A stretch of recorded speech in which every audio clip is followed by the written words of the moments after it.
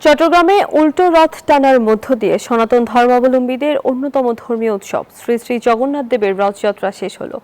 সকাল থেকে মন্দিরগুলোতে হরিনাম সংকীর্তন, বিশ্বশান্তি কামনায় অগ্নিহোত্রী যজ্ঞ, মহাপ্রসাদ বিতরণ, আলোচনা সভা, সাংস্কৃতিক অনুষ্ঠান ও গীতা পাঠের মধ্য দিয়ে আনুষ্ঠানিকতা শুরু হয়।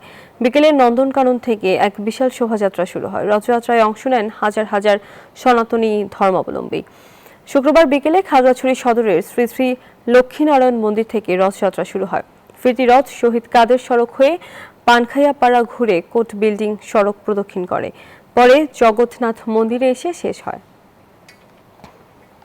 সকল ধর্মের মানুষ শান্তি সম্প্রীতি ভাবে আমাদের সকল ধর্মীয় উৎসবগুলো আমরা শান্তিপূর্ণভাবে পালন করব। আমরা চাই হিন্দু মুসলিম সবাই মিলেমিশে এই বাংলাদেশে সুন্দরভাবে বসবাস করার জন্য।